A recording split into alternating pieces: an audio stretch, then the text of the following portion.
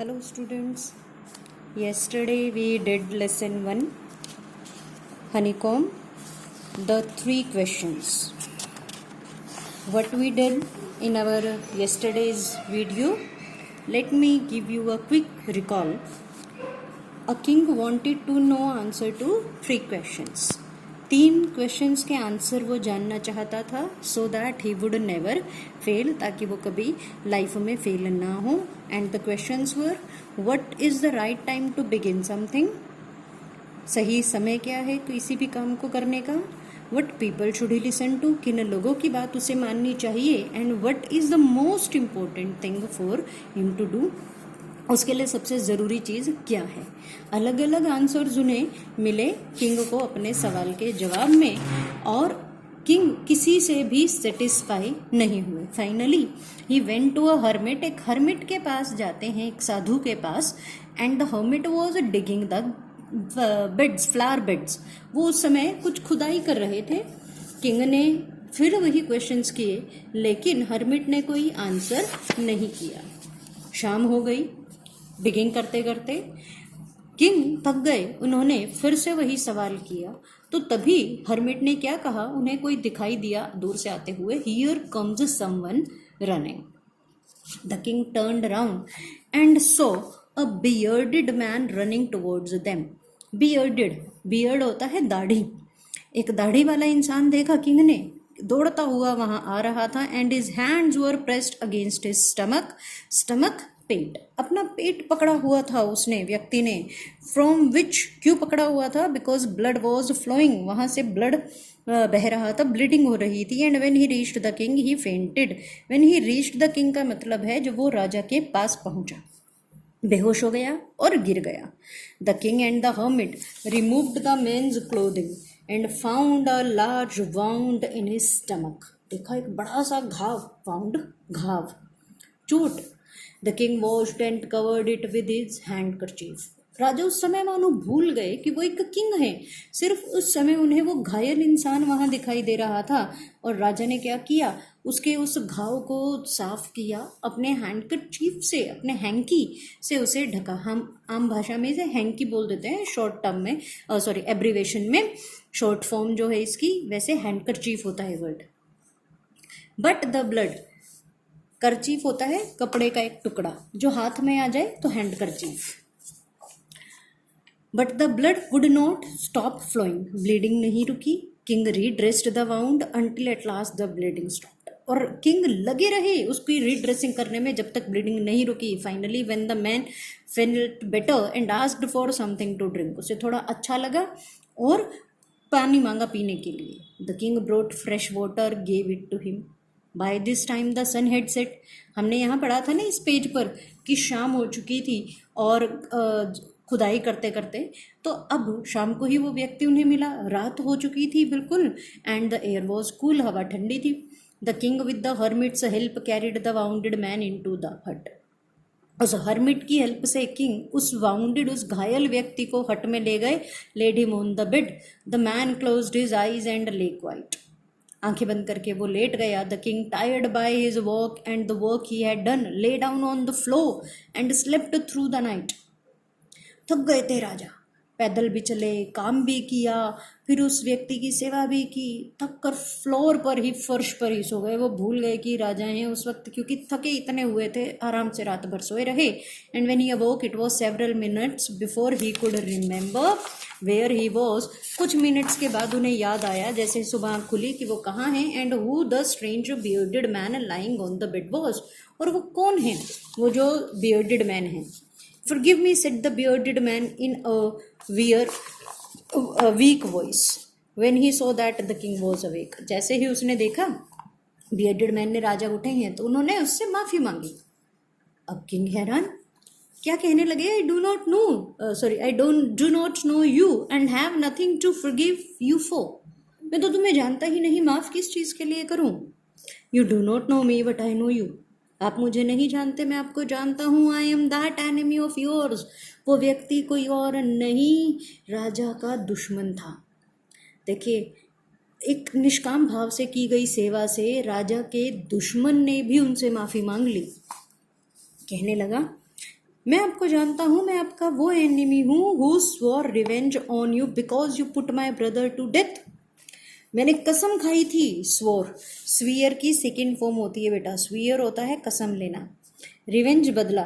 मैंने कसम खाई थी कि मैं आपसे बदला लूंगा, आपको जान से मार दूंगा। क्यों? क्योंकि आपने मेरे भाई को सजा दी थी मौत की और सीज्ड माई प्रॉपर्टी, मेरी सारी संपत्ति जब्त कर ली।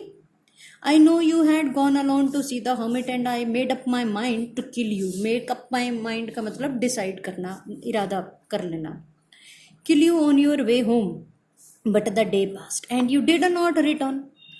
कहता मुझे पता लगा कि आप हर्मिट के पास आ रहे हैं, तो मैंने सोचा जब आप वापस आएंगे तो वापस आते हुए मैं आपको मार दूंगा, बदला लूंगा। लेकिन पूरा दिन मैं छिपा रहा, पूरा दिन निकल गया, आप आए नहीं वापस। तो मैंने क्या किया, I left my hiding place and I came upon your bodyguard. Came upon मतलब आमना सामना किया। मैं अपने उस जहाँ छिपा हुआ था वहाँ से निकला, आपके बॉडीगार्ड ने मुझे देख लिया, ही रिकग्नाइज्ड मी एंड वाउंडेड मी, मुझे घायल किया। आई एस्केप्ड फ्रॉम हिम, वहाँ से तो जान बचाकर भागा। And I should have died if you had not dressed my, और अगर आपने मेरी मरहम पट्टी नहीं की होती तो मैं डेफिनेटली मर गया होता। I wished to kill you and you have saved my life. मैंने आपको मारना चाहा, आपने मेरी जान बचाई। Now if I live I will serve you as your most faithful servant. क्योंकि अब ये एक तरह से तो मेरी जिंदगी आपकी ही दी हुई है, तो अब मैं सारी उम्र आपके सर्वेंट की तरह काम करूंगा, कभी नहीं आपको मारने की सोचूंगा। And will order my sons to do the same, forgive me. मैं अपने बेटों को भी कहूंगा कि आपकी सेवा करें। The king was very happy to have made peace with his enemy so easily. खुश हुआ कि इतनी आसानी से अपने दुश्मन के साथ समझौता हो गया। And to have won him over as a friend, not only forgave him but said he would send his servants as his own doctor to look after him।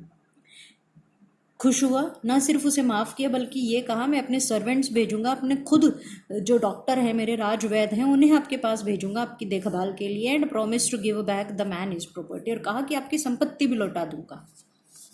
Living the wounded man, the king went out of the hut. अब उससे बात हो गई तो king अब झोपड़ी के बाहर आए और देखने लगे, हर्मिट को ढूंढने लगे। Before going away he wished once more to get answers to his question. सोचा अब मैं यहाँ से जा रहा हूँ तो जाने से पहले क्यों ना एक बार उनसे इन सवालों के जवाब तो पूछ लूँ। The hermit was on his knees sowing seeds in the beds that had been dug the day before. Beds मैंने आपको बताया था, फ्लावर बेड्स, क्यारी जिसमें फूल लगाते हैं।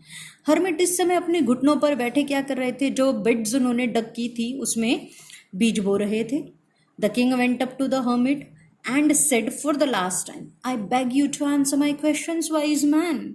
हे बुद्धिमान व्यक्ति, प्लीज मुझे मेरे सवालों के जवाब दे दीजिए। You have already been answered, said the hermit, still bending down to the ground and looking up at the king as he stood before him। बैठे हुए थे, अब भी ग्राउंड के पर झुके हुए थे और राजा की तरफ देखते हुए कहने लगे, तुम्हें तो जवाब मिल चुके हैं। कैसे? How have I been answered, what do you mean? कैसे? मुझे तो नहीं पता। Do you not see, replied the hermit. देखो कैसे बता रहे हैं आप। अब देखो वो 3 सवालों के जवाब हैं यहाँ। If you had not pitied my weakness yesterday and had not dug these beds for me, you would have gone away. कि अगर तुम्हें मेरी कमज़ोरी पर कल दया नहीं आई होती और मेरे लिए ये क्यारियाँ खोदने नहीं लगते तो तुम घर वापस चले जाते, और वापस चले जाते तो क्या होता, that man would have attacked you and you would have wished you had stayed with me. उस व्यक्ति ने आप पर हमला कर दिया होता और आपने सोचा होता काश मैं वहीं रुक जाता। So the most important time was when you were digging the bed. सबसे इम्पोर्टेंट टाइम क्या था उस काम को करने का, जब आप मेरे लिए बेड्स, वो क्यारियाँ खोद रहे थे। क्यों नहीं तो जान चली जाती। As I was the most important person, और मैं उस समय आपके लिए सबसे ज़रूरी व्यक्ति भी था। क्यों? क्योंकि सवालों के जवाब लेने थे। To do me good was your most important business, और मेरा ही भला करना आपका सबसे ज़रूरी काम। आफ्टरवर्ड्स, उसके बाद, when the man ran to us, जब वो व्यक्ति दौड़ कर आया तो मोस्ट इम्पॉर्टेंट टाइम क्या था, when you were caring for him, जब आप उसकी परवाह कर रहे थे, because if you had not dressed his wounds he would have died without having made peace with you, क्योंकि अगर आपने ऐसा नहीं किया होता तो वो व्यक्ति मर गया होता और आपका उसका समझौता नहीं हो पाता. So he was the most important man. तो सबसे ज़रूरी व्यक्ति उस समय वो था. And what you did for him was the most important business. जो उसका काम किया वो ज़रूरी था. So remember then. तो ध्यान रखो बच्चों, आपके लिए भी बहुत अच्छा मैसेज है. There is only one time that is important and that time is now. कोई भी काम करने का सबसे ज़रूरी अगर कोई भी ज़रूरी समय है तो वो है अभी, अब, present. It is the most important time. सबसे ज़रूरी समय है because it is the only time we have any power to act. क्योंकि केवल इसी समय में हम कोई काम कर सकते हैं. आप ये चाहें कि 10 मिनट मैंने आपसे टेस्ट लिया और आपको टेस्ट का आंसर लिखने के बाद, सबमिट करने के बाद ही याद आ गया, अरे मैं तो एक लिखना भूल गया.